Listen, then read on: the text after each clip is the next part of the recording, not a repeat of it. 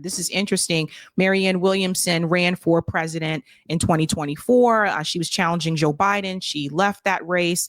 Then she started to see that her numbers were increasing in the primary race and decided to get back into the race in the Democratic Party to challenge towards Kamala Harris at that point in time as well. And now she is running for the DNC chair. Now, I'm going to tell you what I think is going to happen with this situation. I don't think that Marianne is going to get the opportunity to share that position or to have that position. I'll explain to you why that is.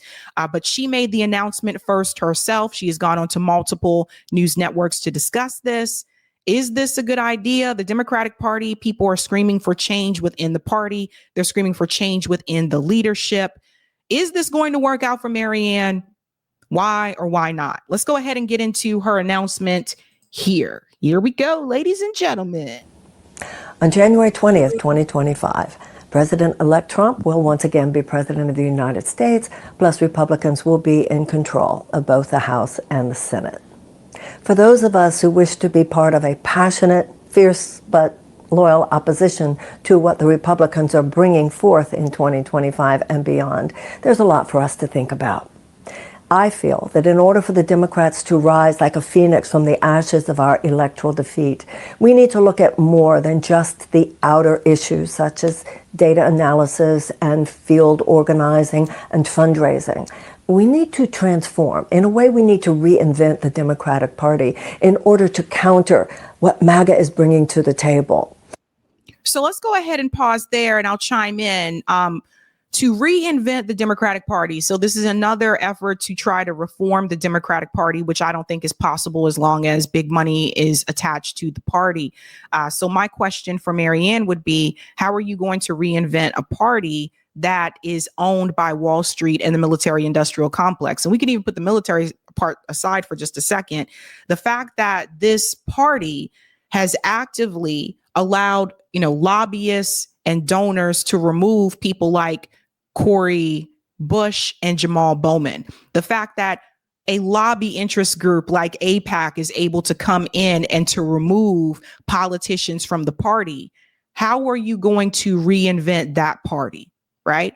So it would have to start with removing corporate money from the Democratic Party. No lobby interest groups. So, for example, that would mean that the Democratic Party would have to reject AIPAC, which is one of the bigger lobby interest groups and is very influential with our politicians, maybe not so much with Americans, considering, Gaza, but with the politicians, they are very influential. You have a number of politicians in DC that are taking, enormous amounts of money from AIPAC. You can see this yourself on Open Secrets. So this is my problem with the Let's Reform the Democratic Party. I would have no issue with that if they weren't owned and controlled by corporate, Wall Street, if they weren't owned and controlled by the military industrial complex, because then there could be an avenue for some type of change there in position in the Democratic Party. But we just saw Nancy Pelosi actively go behind the scenes to tell other Democrat politicians not to vote for AOC for the leader of the Oversight Committee. And it worked. Who does Nancy Pelosi answer to? She answers to Wall Street and the military industrial complex. So this is why when I interviewed someone like Ro Khanna, I'm like, you keep saying we got to push, we got to try. First of all, there's no we, it's you guys that are in the party. And the reason why the push isn't working is because the party is owned by Wall Street, both parties, Democrat and Republican Party. So people have been pushing for years, but until you remove the corporate interests, that is not going to change. So this is just another avenue of let's try to reform the Democratic Party. Let's continue. There's a collective adrenaline rush in all of that. And we have to create our own massive psychological and emotional appeal for the American people. I understand why we lost it. I understand because I've traveled extensively throughout this country and I've seen how much pain there is out there. I've been up close and personal with people who didn't have health care, who couldn't survive on just one job, who were so depressed about so many of the conditions in their lives that were, in fact, at least indirectly due to bad public policy. Now, one thing that I will say is I do think that Marianne does want to see change, right? But at the same time, she wants to see change, but she's also gone along with no change. So, like, for example, like I said, she primaried Joe Biden, left the race, got back in the race to go against, I think that was Biden again later, actually, not Kamala, Biden again. And then she endorsed Kamala Harris. So Kamala Harris didn't represent change because she was a part of the Biden administration. She was taking money from a lot of billionaires. She got billionaire money.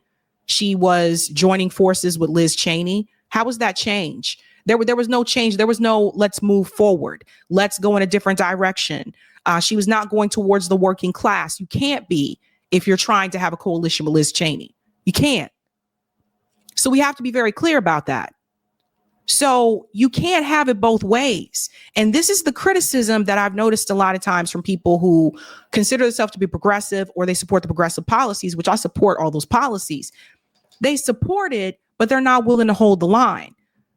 They support the progressive issues and the policies, but they're also willing to go along with the establishment within the Democratic Party, which actually is the Democratic Party, if they don't come out on top. And that's why we haven't moved forward, because no one has decided to hold the line. This is why the Bernie Sanders movement, the progressive movement, this is why we haven't had any wins on the national level, because no one was willing to hold the line. The politicians aren't going to do it because they want to keep their political career. A lot of the voters aren't willing to do it because they're so afraid of Donald Trump. And so I think that if you really want significant change, the money has to go. And this isn't me just trying to rail on the Democratic Party. Like, this is just the reality, folks.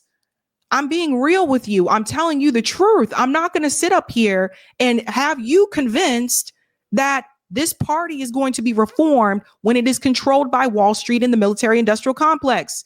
Come on. We couldn't even get this party that was aiding and abetting a genocide to stop killing people. And they're still killing people, by the way. Journalists, children in Gaza. We couldn't even get them to do that. Because why? Because of the money that controls it all. So if we couldn't get them to stop doing a genocide, do we really believe that they're going to change on these other issues as long as the money controls it? I don't think so. And too many of them didn't feel like the Democratic Party had their back. I get how people didn't know that.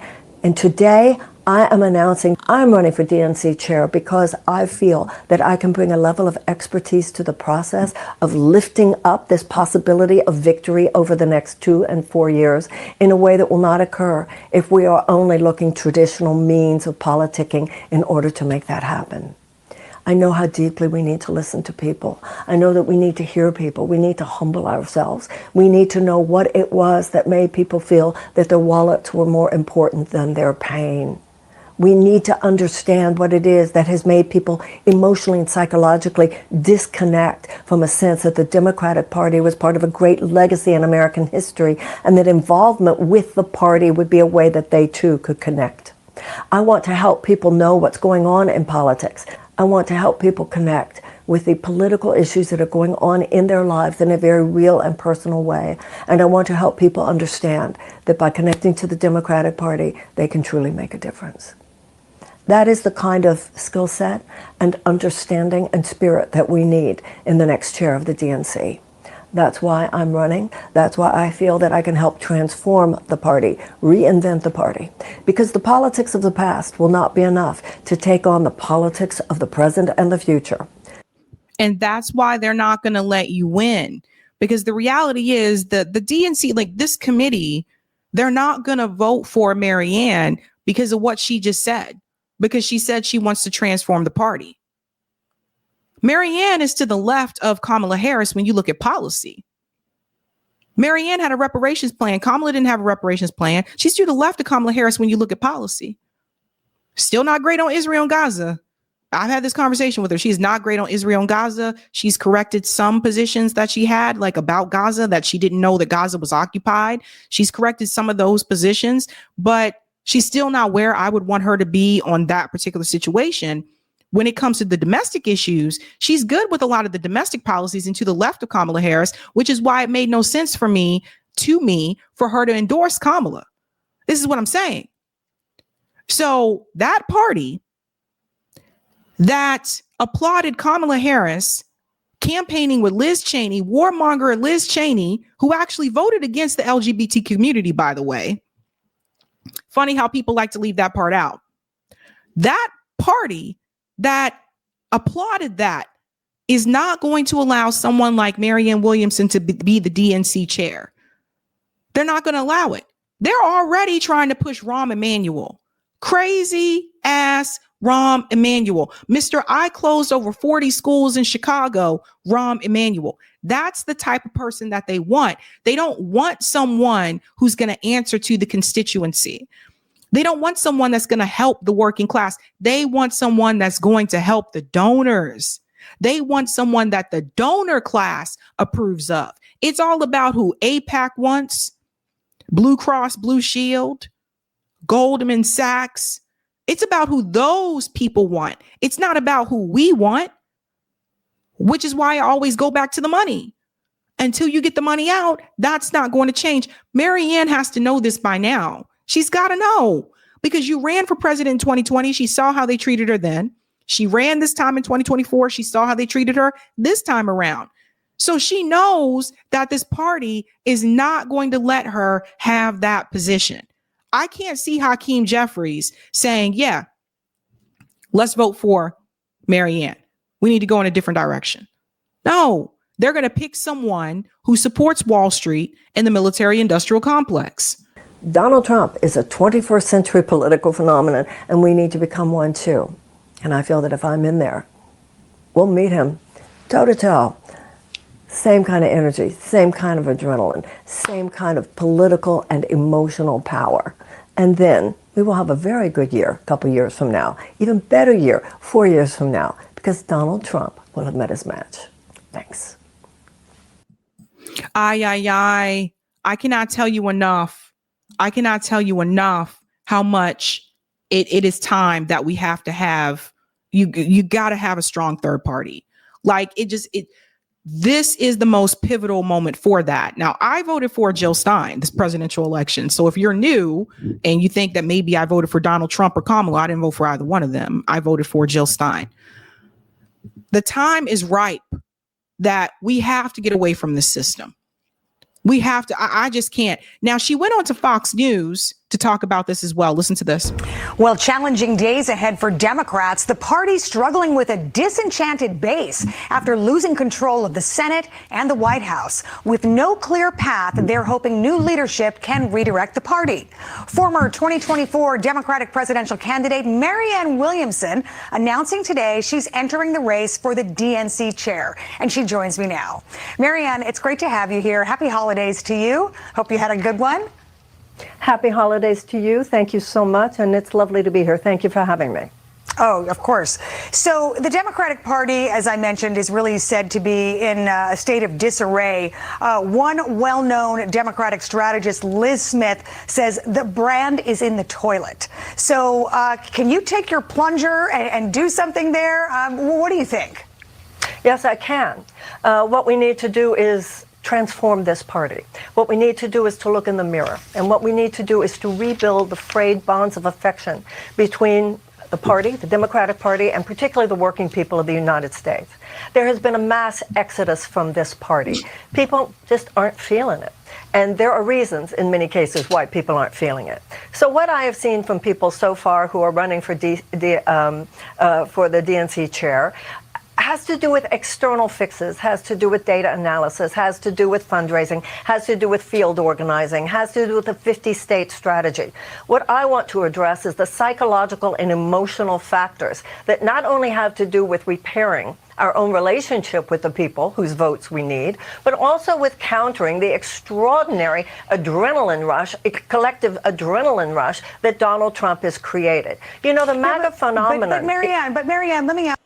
So she wants to do a 50-state strategy. Now, I do think a 50-state strategy is important. Barack Obama, Obama did. In 2008, Obama had that 50-state strategy. He didn't just campaign in the swing states. Bernie Sanders had a 50-state strategy in 2020. He was going to, pretty much every state now that I think back on it. So what Marianne is saying is that you have to address all of those states, not just the people in the swing states. And I'm telling you guys, if the numbers continue trending the way that they are, New York at some point could turn red. It's not like it hasn't been red before. It has been. A lot of us forget, especially like if you were born, like, I don't know, if you weren't born before like Reagan, you may not remember. I wasn't born before Reagan, but I looked at the data. I looked at the data, fam. So I think those are things just to keep important, to keep in mind. Can't talk today, but those numbers are trending in a way that is not favorable towards the Democratic Party. And that's even after this election, that more and more people are leaving the Democratic Party. Marianne is correct about that. And I've talked about that over and over again. But unfortunately, the Democratic Party isn't going to buy any of this. They're not going to let her in, number one, and they're not going to get out of their own way. Ask you, what about the messaging? You're talking about the mechanics of what goes on behind the scenes, but what about the messaging to the American public? What needs to be changed there? Because clearly that didn't work. But the point I'm making is that, yes, we need different messaging, but we need more than different messaging. We need policies and soulfulness behind the messaging. The Democratic Party, at its best, is an unequivocal advocate for the working people of the United States. That needs to be the messaging, and the messaging needs to be everything that goes with that. If we are an unequivocal advocate for the working people of the United States, then we are dealing with the fact that 70 to 90 million Americans are either underinsured or uninsured. We are dealing with the fact that 1 in 4 Americans live with medical debt, and that over half of our bankruptcies are medical bankruptcies. We are dealing with the fact that people are selling their blood plasma in order to make it. We are dealing with the fact that we have not yet raised the minimum wage over $7.25. We are dealing with the fact that people's children have asthma. People's children are suffering from all kinds of diseases because of toxins in our food and toxins in our air. So the messaging has to be actually speaking to what people are going through. Now, what I've heard people talking about so far is that we need to talk about kitchen table issues. What I want to talk about is how many Americans can't even afford the kitchen table. Yeah. I mean, and again, she said really, truthful points. She said truthful points there about like people not affording the kitchen table, the Democratic Party talking about messaging, but the messaging doesn't even follow policy. I mean, she's correct about that. This is why I got really frustrated when I would hear people like Rokana say, we're not selling the message. We're not messaging properly. We're not sending the message the right way.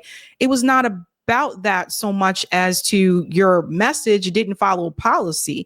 People were looking at the policies. You're not looking out for the working class. And the Democratic Party at one point was the party of the working class. But that changed. That changed as soon as they decided to get in bed with Wall Street. And that's just the reality. So I don't disagree with what she said there. The problem is they're not going to allow someone like that to be able to be the DNC chair. And that's the reality today with the Democratic Party, not as long as money controls it.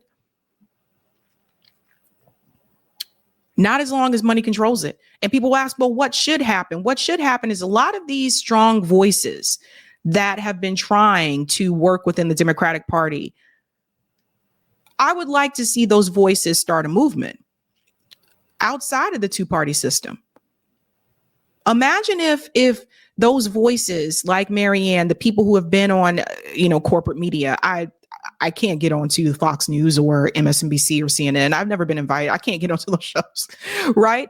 So, but the people who have those platforms and are able to get onto those shows, imagine how powerful their voice would be if they were to say that we are building something different. We are building a working class party. And now would be the time to do it because it's 2024. So we're not going to have another presidential election for 4 years. Think of where we could be by that time. So it's the people who have access to those platforms, that have access to CNN, Fox News, MSNBC, where the rest of us do not. And they can reach a different demographic than we reach here with YouTube media, right? Imagine if they did that. Like, that's what people like Shama Sawan and Jill Stein, like Chris Hedges, working towards something outside of that, because we have just seen this consistently fail. I want you to take a listen to, this is the former Democratic leader of the California State Senate, Gloria Romero, very powerful politician here in the state of California. Listen to what she said about the party. I believe that in history, we are seeing a major inflection point, the complete collapsing of the Democratic Party. There are no certainties in politics in America, and we've seen parties come and go. This party refuses to recognize that it has lost its way. It's a chapter. It's, gone with the wind. And basically, we are seeing the end of this. Whoa, the collapsing of the Democratic Party. Quick reaction to that, please.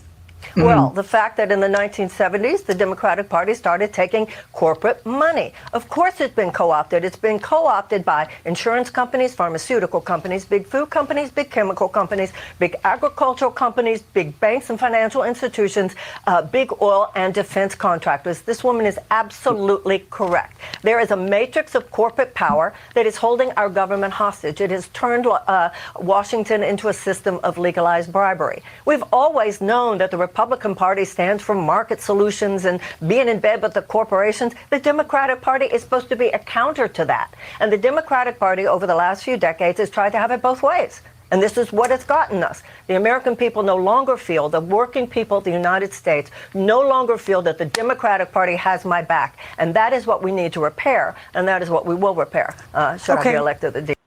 Don't forget that the Democratic Party lost the black vote. That's why Kamala Harris lost. People don't want to say it like that, but I said it like that. I told you, I was like, oh, look at the numbers. They lost the black vote. So there's that too. Yeah, the party is bleeding people. They are bleeding people. We'll finish up here. DNC chair. Want to just put up on the screen very quickly some other folks in the race for the DNC chair. There is Martin O'Malley. He is the former Maryland governor. We have Ken Martin, the DNC vice chair, and Ben Wickler, Democratic Party of Wisconsin chairman. There and a few others. There they all are. So you have some competition there, but we will see how it goes. Thank you so much for coming on today and giving us your point of view. Hold up. I want to show you something. Let's go back to that picture. Everybody notice something? What do you notice about this picture? Martin, Ken, Ben, James, Nate. Anybody notice something about the people in the running? You notice that Marianne's the only woman? And here's why I bring this up. If they don't vote for Marianne for the DNC chair, which I don't believe that they will because of everything I just told you, are people in the Democratic Party going to call sexism? Or does that only happen when it's under the Republican Party? We'll have to wait and see, ladies and gentlemen. Again, Marianne does bring up really great points there. The reality is, though, that they are not going to allow her to have that position. I would be shocked if that happened. If that happens, I will come on here and I will do a jig for you. Okay, I'll come on here and I'll dance for you or whatever. Okay, whatever you want me to do, some type of dance or whatever, if I'm wrong. But I don't think that I will be, because, again, it's really about who the corporate America, the lobbyists, it's really about who they want. It's not about who you want. Hey guys, this was a Sabby clip. If you like what you saw, hit that like button and subscribe.